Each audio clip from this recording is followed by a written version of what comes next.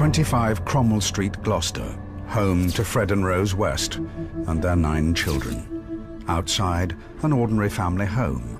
Inside, the scene of some of the most horrific crimes in British history. I had both his faces hovering over me. And he said, "We're going to kill you, and we're going to bury you under the paving stones of Gloucester." A house of utter depravity, which shocked even the toughest investigators. And it was obvious it was a human thigh bone, and female and young. Officers searching 25 Cromwell Street have today discovered what they believe to be another set of human remains. You are facing something that you have never, ever seen before, and you really don't want to see it. This is the true story of Fred and Rose West.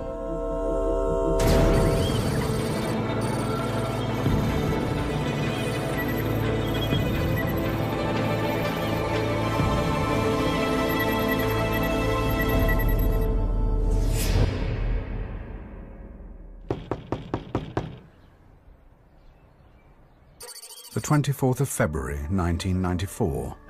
The last night Fred and Rose would spend together after 22 years of marriage, and the start of a murder investigation that would shock the world. Fred West, a builder in his 50s, worked hard to pay for his house in the centre of Gloucester, where he lived with his devoted wife Rose and their children.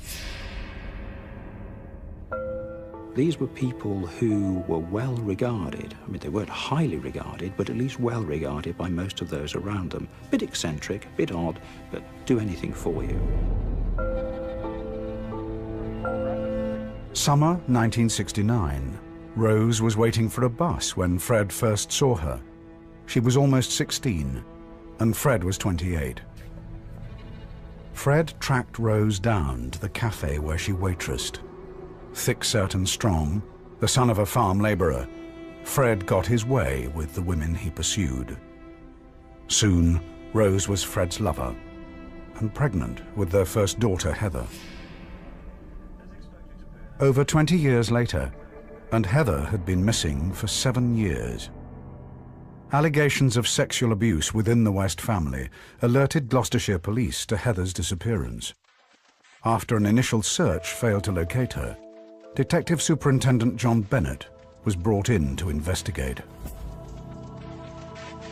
What that basically meant was that either she had gone abroad illegally because she wouldn't have had a passport, or was dead.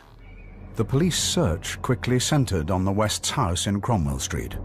It was some form of a family joke that Heather was under the patio of Cromwell Street. This being mentioned mostly by Fred and Rose West to their children when they'd done something wrong, hadn't eaten their food or refused to go to bed or been naughty in some way. On the 24th of February, the police moved in to search Fred West's garden. He was saying that there was no truth in this and that he was going to sue the police for the damage they were causing to his home. Slab by slab, the police removed Fred's patio. They found nothing at first. Then, digging deeper, something caught their eye. It was a bone, but was it human?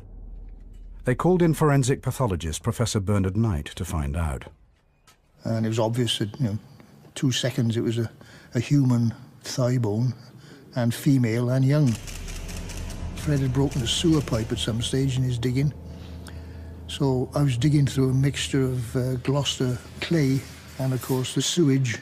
So it was a sort of black, sticky mess. But then, when I went into this hole, or at least I think there's a police officer down there, and he handed up some bits. And I looked at these. I remember looking, I think, at Inspector Bennett and saying, well, either she's got 3 legs or you've got more than one. The police had found the remains of 2 bodies. They suspected one was Heather, but who else was under the patio? The police confronted Fred. Fred made a staggering confession. Not only Heather, but 2 other women were buried in the garden. One had a name. He said she was Shirley Robinson, his secret lover. and pregnant with his child. The thing I want to stress, is Rose doesn't know anything at all. She hasn't done anything. The other, he claimed, was Shirley's mate. The police needed more information, but Fred kept changing his story. One minute he was making admissions, the next minute he was denying that he had done any of these murders and it was somebody else. She's not going to let me say to her, I strangled Heather without coming straight to the police. Don't get Rose wrong. Rose lived by the law. Properly, I mean. But all the time, whenever he returned to making his admissions, he would reinforce that his wife knew nothing of these crimes at all, that they were purely down to him. Was it possible that Rose knew nothing about the murders?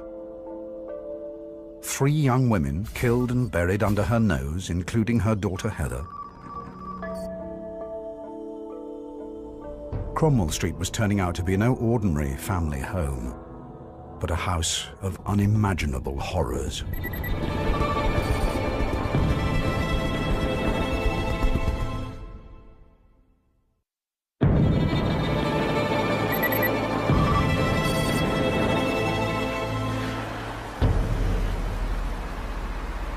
In 1994, one of the biggest criminal investigations in Britain began in an ordinary house in Gloucester. The remains of 3 young women had been recovered from under the patio at 25 Cromwell Street. One of the victims, Heather, was the teenage daughter of builder Fred West, who'd confessed to all 3 murders. Now, Fred had started to change his story. But in one thing he was consistent. His wife, Rose, knew nothing about the murders. I know she doesn't like the law, but she'll not have it broken. He even started to converse with the officers off tape, almost suggesting that he wasn't guilty of murder, he was guilty of manslaughter, that he would be out soon, that this would all be some big tragic accident that he would portray. Was this a case of manslaughter, as Fred claimed, or were his quick confessions masking something far more sinister? Evidence found with a 3rd victim pointed to murder. One of them had a black plastic or leather belt with a buckle, again put round under the chin and over the top of the head. Of course, because all the soft tissues had gone, everything had sort of moved a bit and fallen about, but it was obvious that this was some kind of bondage thing on the head. But who was the 3rd victim? All the police knew was what Fred had told them. She was the friend of his secret lover, Shirley Robinson, the 2nd victim found at Cromwell Street. It was obvious it was going to be hard to identify these bodies because the bones themselves never give you any clue as to who the person is, not the bones. Usually it's the face, the skull and the teeth. And of course that's the province of Professor Whittaker.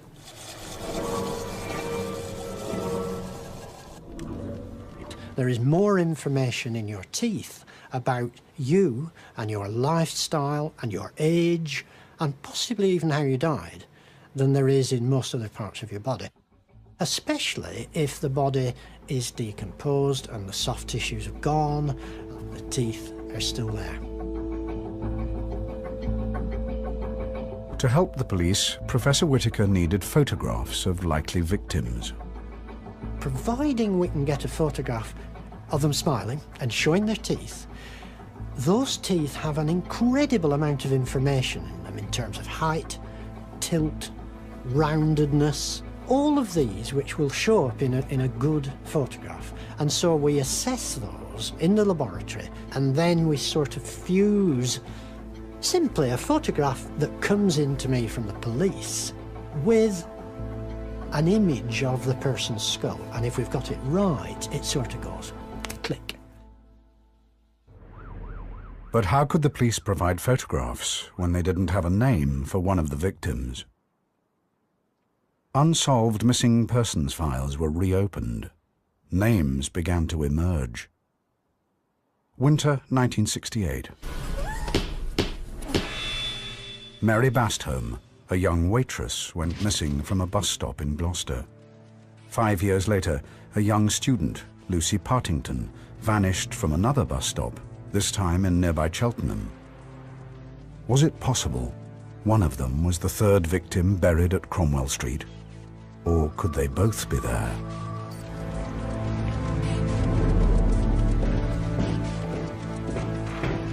Forensic psychologist Paul Britton was brought in to profile Fred West and answer the burning question: were there other victims?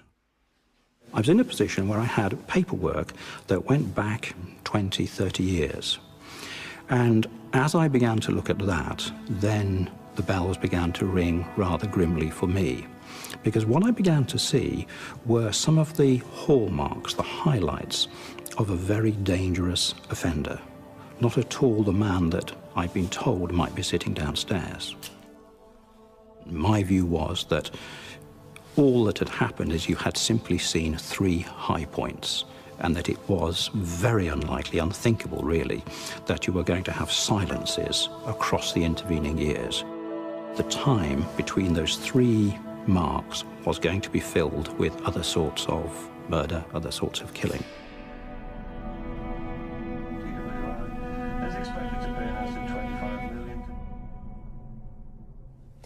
A man will appear in court this morning following the discovery of 3 bodies in his back garden. 52-year-old Fred West from Gloucester is accused of murdering the women, including his 16-year-old daughter Heather, who disappeared in 1987. I listened to the news and I just went straight back to 1972, and I was there again, and I remembered those words, you know, bury me under the paving stones. There was hundreds of girls, and I thought paving stones, patio, same thing. Caroline Roberts looked after Heather when she worked for the Wests as a nanny. Deeply disturbed by news of her death, she rang the police to offer a statement. That night I couldn't sleep at all. I knew the police were coming in. I was trying to remember all the things that I took 22 years trying to forget. And it was so vivid that in the end I had to get up in the middle of the night and I just wrote everything down. It was haunting for me because I really felt responsible for their deaths. It was almost like they were my family. I knew them all intimately, and I think that's because I know up to a point I shared the same experience as them.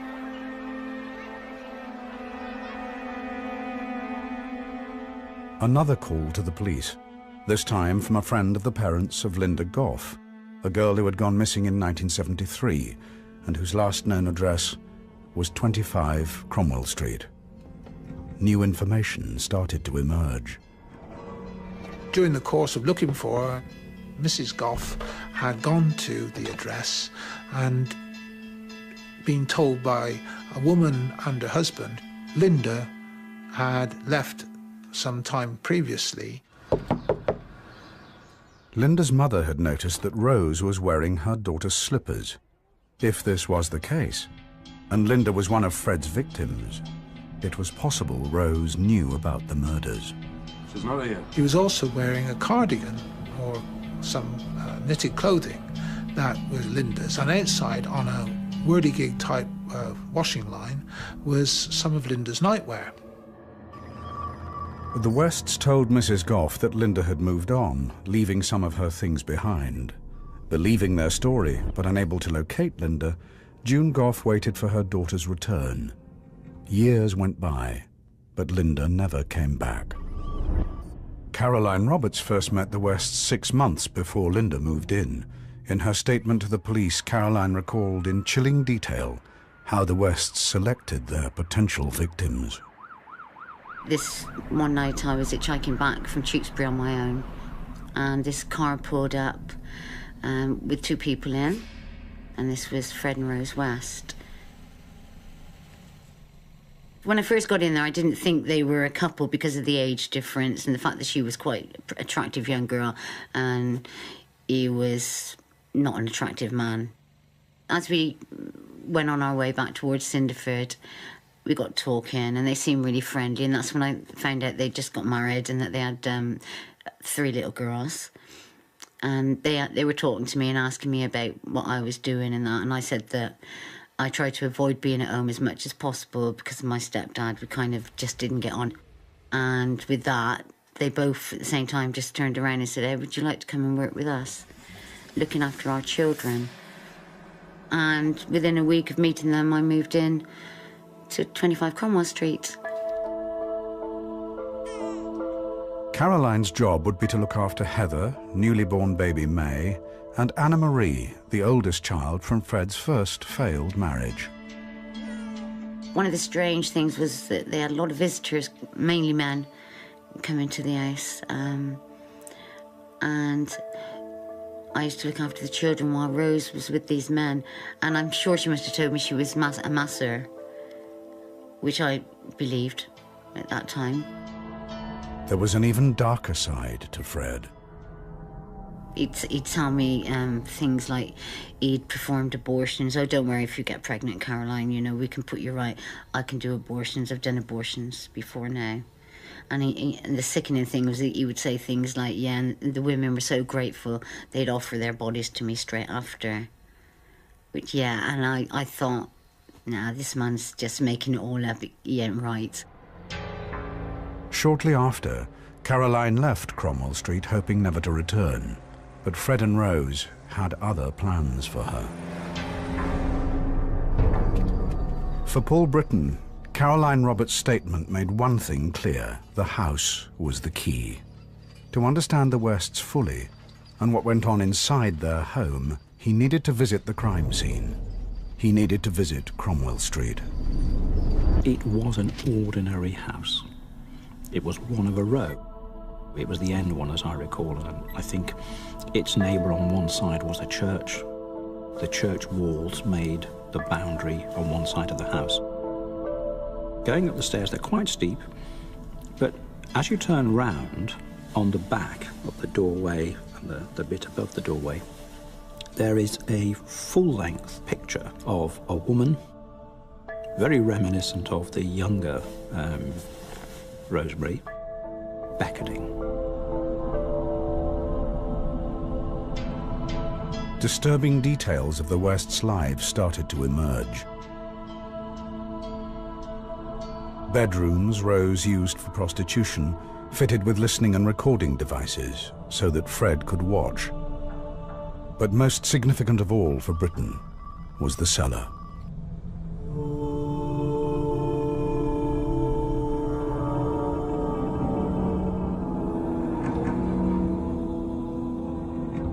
This part of the house was quite self-contained.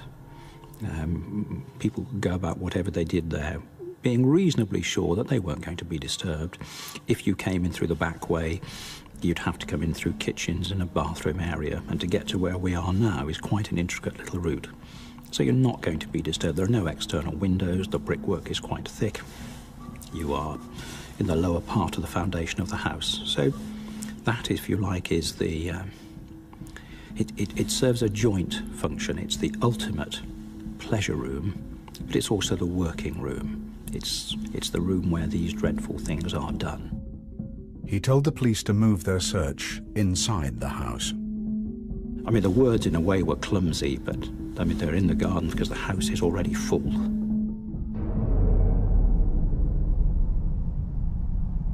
Paul Britton had said that West was a predatory sexual psychopath, and he had said quite clearly that there was a possibility of there being more victims. I'm saying now that you are facing something that you have never, ever seen before, and probably very few of your colleagues have seen, and you really don't want to see it. The police began to search the cellar for more victims. Fred was told they had moved inside the house. He was also questioned about Linda Goff and why Rose had been wearing her clothes. Fred refused to answer. Just after 5:30 that afternoon, I received a phone call from the cell block to say that Howard Ogden, the solicitor who was representing West, had asked to see me urgently.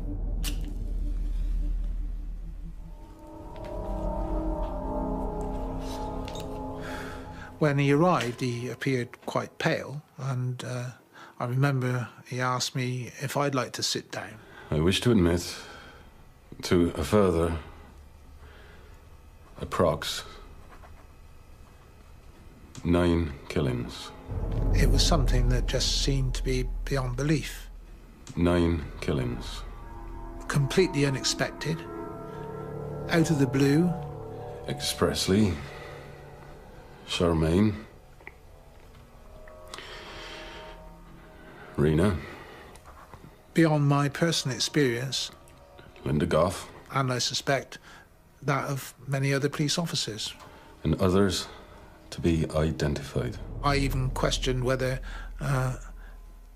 personally, I was capable of handling this. F. Officers in Gloucester searching 25 Cromwell Street have today discovered what they believe to be another set of human remains. Everybody wanted to know what was going on. Christened the Angel of Cromwell Street, Hilary Allison became the voice of the police investigation. But with global press interest growing by the second, Hilary had her hands full. My recollection is walking out to give a briefing and suddenly having cameras flashing all over the place, questions being asked of you, microphones thrust in your face. And what we had to try and do was manage that and say, come on, folks, be reasonable. Questions one at a time. We will read a statement out for you. We will do some interviews with you individually afterwards if you want it. But please, can you just back? I'd come down Cromwell Street and the place looked like, I don't know, it looked like a football match with Japanese photographers, and at one occasion the police had barriers up and they sort of burst through at one occasion. I was almost crushed against the wall. It was a bit off-putting when you're just trying to go to work.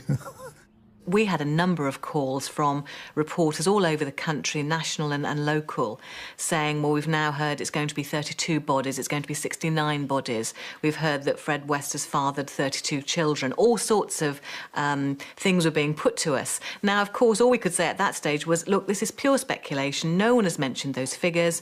As soon as we get any information, we'll give it to you. But we certainly can't get into the business of speculating.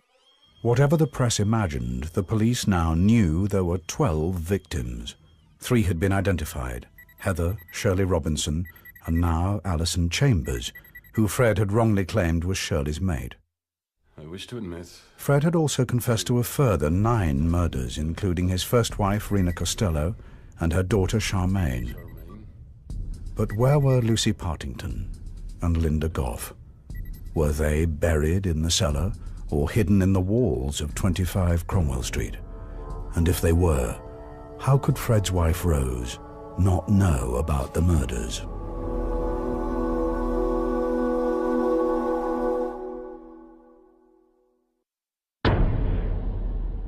Fred West had confessed to the murder of 12 young women, but the horror was not confined to West's home in Cromwell Street. Fred told the police there were other bodies in other places. He led them to Much Marcle near Gloucester, the tiny rural village where he grew up. This field's known locally as Letterbox Field. When we brought him out here, hoping that he could identify the location where he buried the body.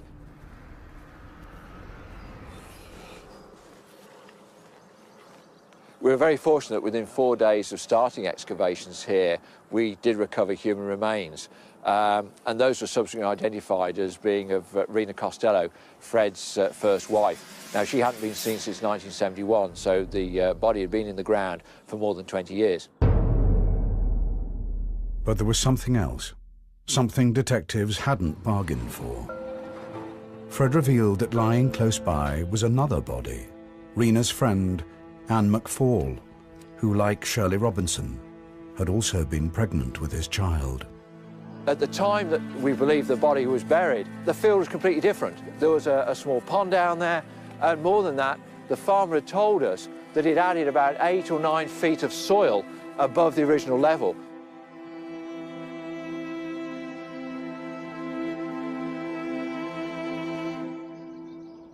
We spent 2 months here, digging out a huge amount of ground. In fact, the hole was the size of an Olympic-sized swimming pool. We'd done all this work, and we were almost on the point of closing the operation down when we finally discovered the remains. The recovery of the remains of Anne McFall was rather poignant here because we believe that she was probably the first victim of Fred West, and she was the last one to be found. Inside West's home at Cromwell Street, the police search was also reaching a conclusion. Inch by inch, they'd stripped the house bare. 5 more unknown victims had been painstakingly exhumed from the basement, and in the bathroom, they finally found the remains of Linda Gough. Cromwell Street was empty at last. With nothing left to find, and the media demanding information, the next task for the police was to identify the victims. This onerous task lay in one man's hands. Professor Whittaker was making progress with a skull from the cellar, with a distinctive clue to its identity. This girl must have had some damage to her 2 front teeth. They had crowns on them. These crowns were temporary crowns. Now, to a dentist, this means she had an accident, probably. She had the work done to make new crowns. She had temporary ones put on, and she died and was unable to go back for that fitting. The precision of Whittaker's observations led a police colleague to ask him an unlikely question. She remembered an incident from a hockey match many years before, when a local girl had her teeth knocked out, and she asked if it could be the same girl. We had, I don't know, 10,000 missing girls in Britain. They were in the frame. And a woman police detective says, do you think it could be this girl who was playing hockey? And of course the answer has to be, it's incredibly unlikely, but we ought to check it out. The team was put on to sort this out, and it turned out to be her. I realised that Lucy wouldn't be dead if she hadn't been a female and if she hadn't been collided in this most extraordinary and incomprehensible way with the world of the West that was the complete opposite of her life. The girl who'd once played hockey was Lucy Partington. After 20 years of waiting, Marion could lay her sister to rest. She asked the police if she could see Lucy's remains. I just walked forward and took the lid off, and there it was, and there was something about the shape of it that was just immediately I knew that it was Lucy's skull. It was just like the shape of this dome. I told my mum what we were going to do, and I said, is there anything you'd like me to put in with Lucy's bones? And she gave me these 2 old toys of Lucy's that she'd always kept, that we played with as children, completely beaten up old straw-stuffed lion that was called Chocker, and another one that was called Bunny, who was dressed up in his smart velvet trousers. We put Chocker and Bunny in either side of her skull and wrapped it all up. You know, it was like tucking up what was left. It really helped to make it real.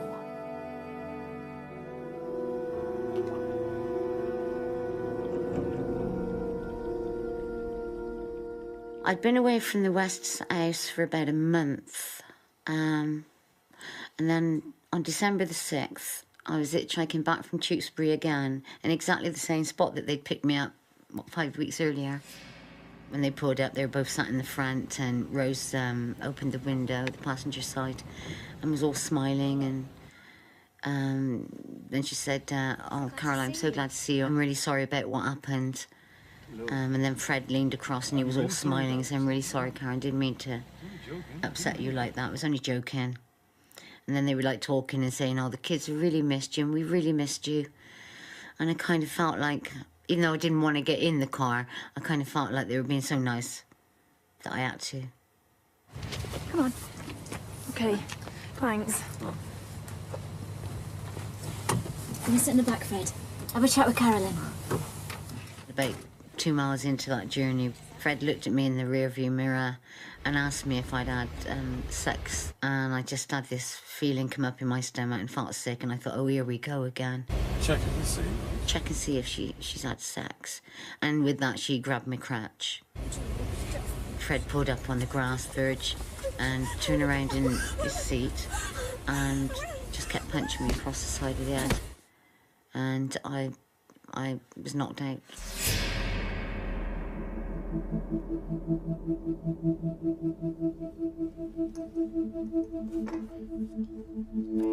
When I came through, they'd tied my hands behind my back with my scarf, and they were wrapping like parcel tape all around my head.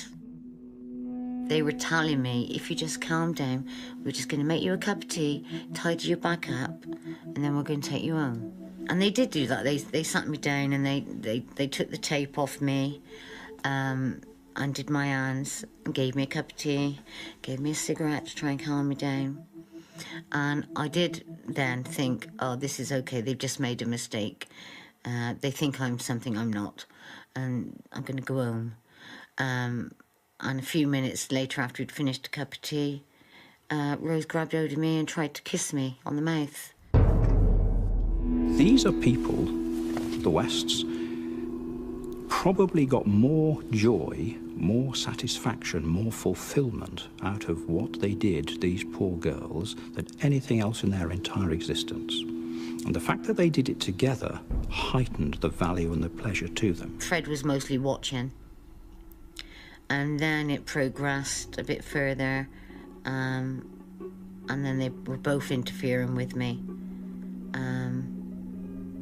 And discussing my genitals, and Fred was saying that there was something abnormal about my genitals, but not to worry because he could put that right. If you look at what happened to her, you see the antecedents, you see the script, if you like, for many of the things that were to come later and to be enacted with the victims who were murdered most terribly.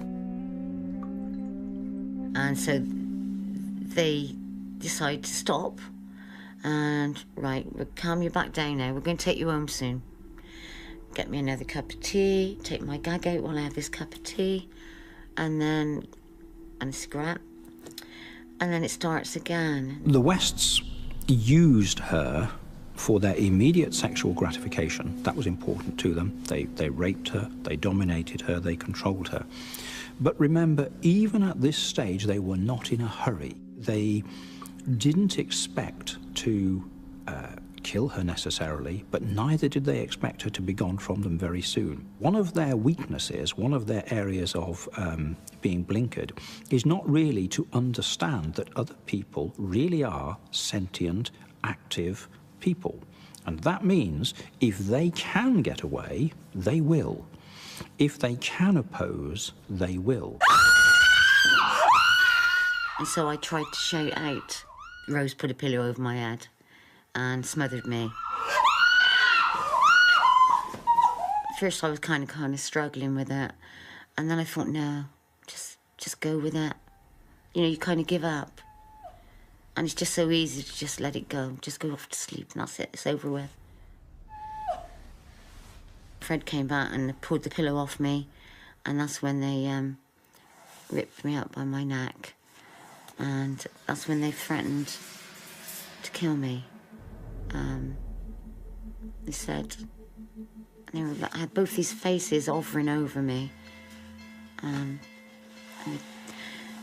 they said, we're going to keep you in the cellar and we're going to let our black friends use you, and when they finished with you, we're going to kill you, and we're going to bury you under the paving stones of Gloucester. And he added that, you know, there are hundreds of girls buried there, the police haven't found them, and they're not going to find you.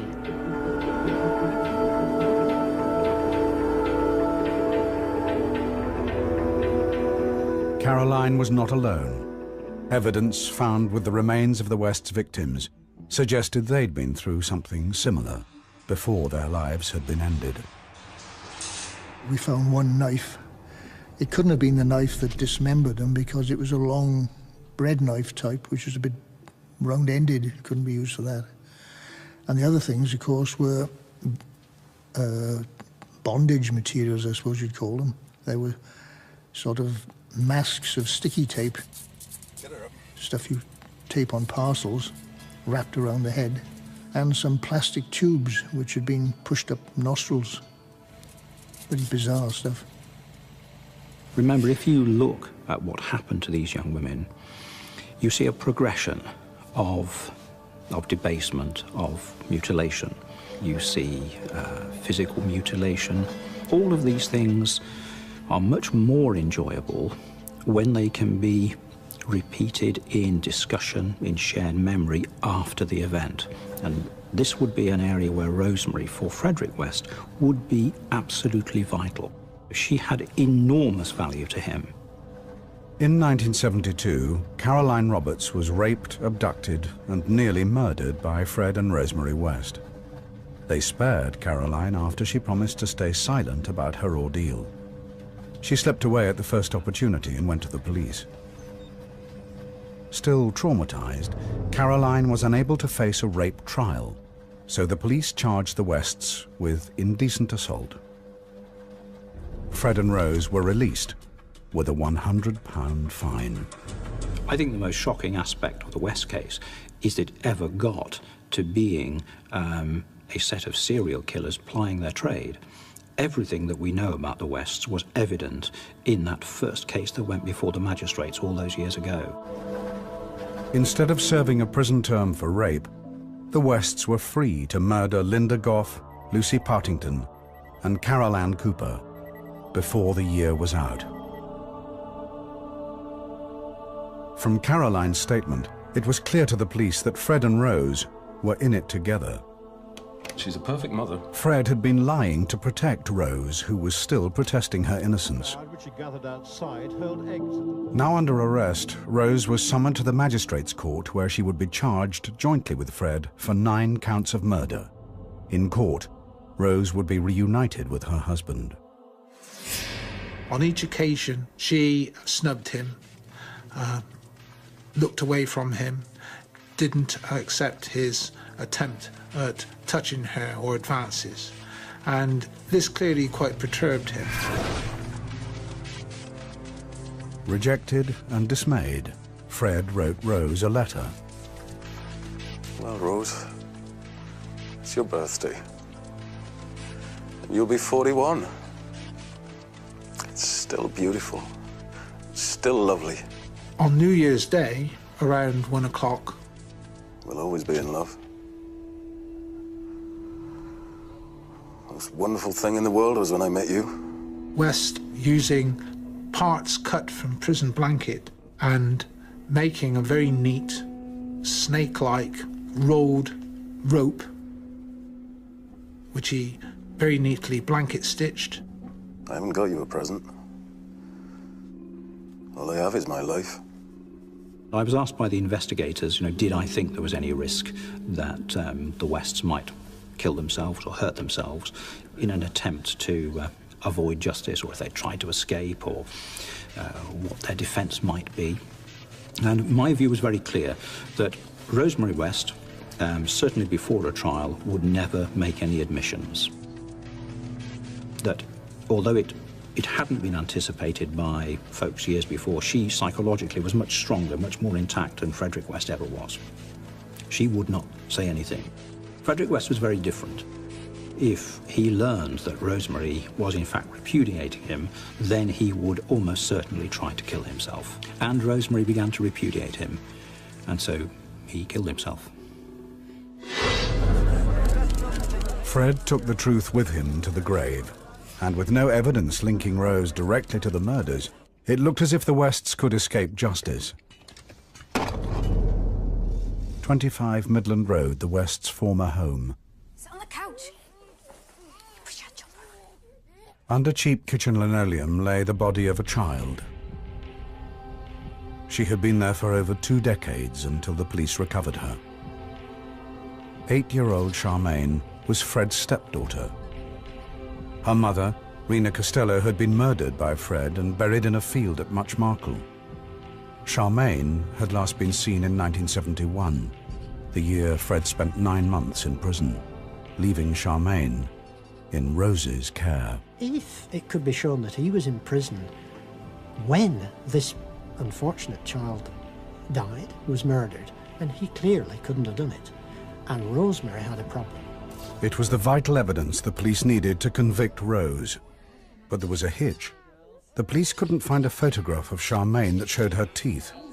Without it, Professor Whittaker couldn't determine the date of her death. And without a date, Rose West would get away with murder.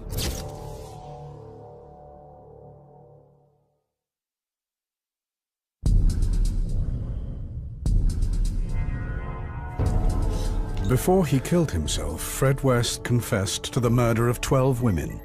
9 were found at Cromwell Street, and now 2 more burial sites had been uncovered. Rena Costello, Fred's first wife, and her friend, Anne McFall, had been found under the fields at Much Marcle. And now Charmaine, Fred's 8-year-old stepdaughter, was being exhumed from 25 Midland Road. With Fred West dead, and no evidence to link Rose directly to murder, it looked like the Wests could escape justice. The police needed to convict Rose of murder. They needed to prove their hunch that Rose killed Charmaine while Fred was in prison. To prove this, the police had to find a photograph of Charmaine showing her teeth, so Professor Whittaker could match it to her skull and work out the date of her death.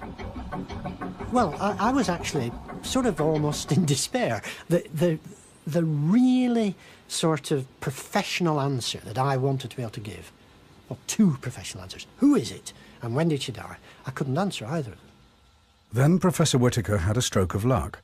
A fax, intended for Rose West's defense team, was sent to him by mistake.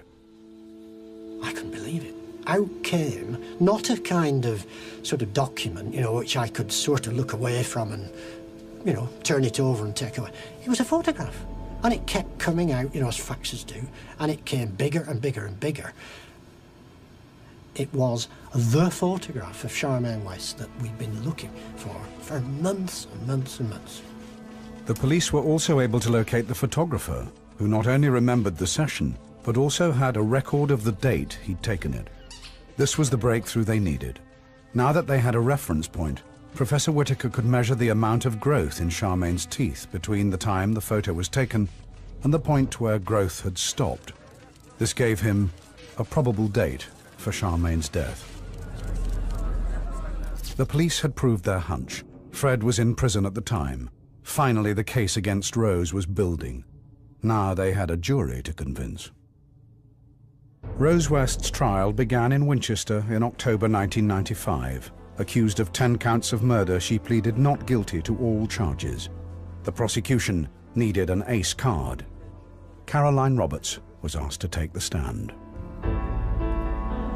I thought, right, you know, I'm an adult now. Back then, I couldn't have handled it, but now I can handle this. I'm going to do it. What had happened to me had happened to these girls, and I wanted to at least get justice for them. And this time I didn't care what anybody said or thought about me. I was going in there and I was going to stand up to them. I knew she wasn't innocent. When I was attacked, the nearest I came to death was at her hands. And so I knew she was capable of murder. Had the combination of Caroline's strong witness statement and Professor Whittaker's evidence from the photograph helped to swing the jury? The jury came back. Rose West was found guilty on 10 counts of murder. The trial judge, in sentencing her, said she should never be released.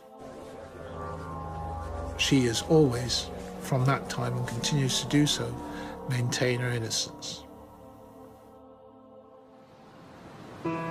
Juanita Mott, Therese Siegenthal. Linda, if I know that Rosemary West was sexually abused as a child by her father, and I know that when she was 15, she was abducted from a bus stop and raped, and that 4 years later, when she was 19, that's what happened to Lucy. Catherine Costello. And I gradually, as the years have gone by, I've felt more compassion for her. Lucy Partington. And I do hope that something of her life can be healed. The thing about Rosemary West is that she was in effect a blank canvas. And the thing that Frederick West did was to provide a platform, to provide a runway that she flew from. He was able to nurture her, to encourage her, to, if you like, show her the way. What he didn't anticipate, I'm quite sure, but was enormously gratified by was the fact that she flew past him.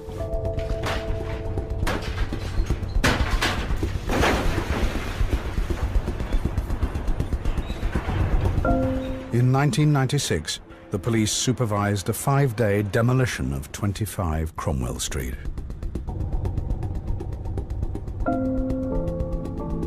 Speculation about other bodies, other possible victims of the Wests never found by the police, continues to this day.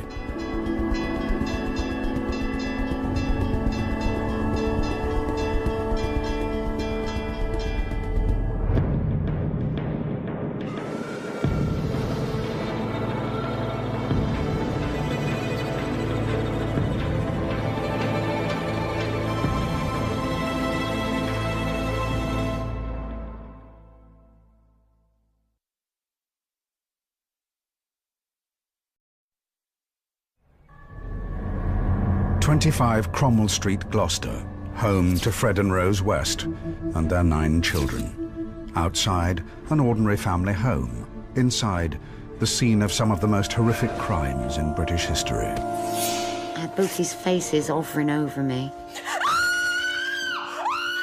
And they said, "We're going to kill you, and we're going to bury you under the paving stones of Gloucester."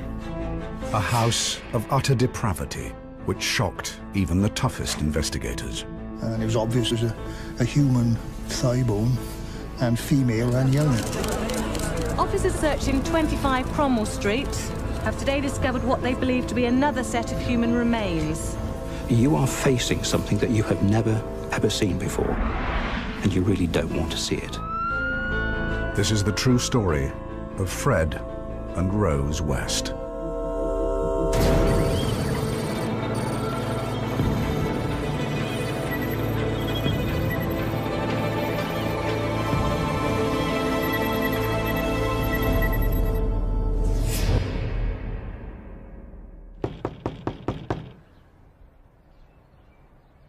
The 24th of February, 1994.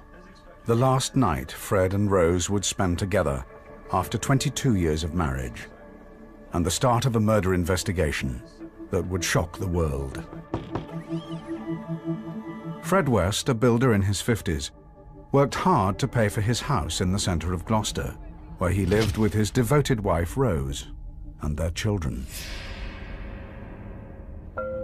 These were people who were well regarded. I mean, they weren't highly regarded, but at least well regarded by most of those around them. A bit eccentric, a bit odd, but do anything for you. Summer 1969. Rose was waiting for a bus when Fred first saw her. She was almost 16, and Fred was 28. Fred tracked Rose down to the cafe where she waitressed. Thick-set and strong, the son of a farm labourer, Fred got his way with the women he pursued. Soon, Rose was Fred's lover, and pregnant with their first daughter, Heather. Over 20 years later, and Heather had been missing for 7 years. Allegations of sexual abuse within the West family alerted Gloucestershire police to Heather's disappearance. After an initial search failed to locate her, Detective Superintendent John Bennett was brought in to investigate. What that basically meant was that either she had gone abroad illegally, because she wouldn't have had a passport or was dead. The police search quickly centred on the West's house in Cromwell Street. It was some form of a family joke that Heather was under the patio at Cromwell Street. This being mentioned mostly by Fred and Rose West to their children when they'd done something wrong, hadn't eaten their food or refused to go to bed or been naughty in some way. On the 24th of February, the police moved in to search Fred West's garden. He was saying that there was no truth in this and that he was going to sue the police for the damage they were causing to his home. Slab by slab, the police removed Fred's patio. They found nothing at first. Then, digging deeper, something caught their eye. It was a bone, but was it human? They called in forensic pathologist Professor Bernard Knight to find out. And it was obvious that, 2 seconds it was a human thigh bone, and female and young. Fred had broken a sewer pipe at some stage in his digging. So I was digging through a mixture of Gloucester clay and, of course, the sewage. So it was a sort of black, sticky mess. But then, when I went into this hole, or at least I think there's a police officer down there, and he handed up some bits. And I looked at these. I remember looking, I think, at Inspector Bennett and saying, well, either she's got 3 legs or you've got more than one. The police had found the remains of 2 bodies. They suspected one was Heather, but who else was under the patio? The police confronted Fred. Fred made a staggering confession. Not only Heather, but 2 other women were buried in the garden. One had a name. He said she was Shirley Robinson, his secret lover. One of the victims, Heather, was the teenage daughter of builder Fred West, who'd confessed to all 3 murders. Now, Fred had started to change his story. But in one thing he was consistent. His wife, Rose, knew nothing about the murders. I know she doesn't like the law, but she'll not have it broken. He even started to converse with the officers off tape, almost suggesting that he wasn't guilty of murder, he was guilty of manslaughter, that he would be out soon, that this would all be some big tragic accident that he would portray. Was this a case of manslaughter, as Fred claimed, or were his quick confessions masking something far more sinister? Evidence found with a 3rd victim pointed to murder. One of them had a black plastic or leather belt with a buckle, again put round under the chin and over the top of the head. Of course, because all the soft tissues had gone, everything had sort of moved a bit and fallen about, but it was obvious that this was some kind of bondage thing on the head. But who was the 3rd victim? All the police knew was what Fred had told them. She was the friend of his secret lover, Shirley Robinson, the 2nd victim found at Cromwell Street. It was obvious it was going to be hard to identify these bodies because the bones themselves never give you any clue as to who the person is, not the bones. Usually it's... And pregnant with his child. The thing I want to stress, is Rose doesn't know anything at all. She hasn't done anything. The other, he claimed, was Shirley's mate. The police needed more information, but Fred kept changing his story. One minute he was making admissions, the next minute he was denying that he had done any of these murders and it was somebody else. She's not going to let me say to her, I strangled Heather without coming straight to the police. Don't get Rose wrong. Rose lived by the law. Properly, I mean. But all the time, whenever he returned to making his admissions, he would reinforce that his wife knew nothing of these crimes at all, that they were purely down to him. Was it possible that Rose knew nothing about the murders? 3 young women killed and buried under her nose, including her daughter Heather. Cromwell Street was turning out to be no ordinary family home, but a house of unimaginable horrors.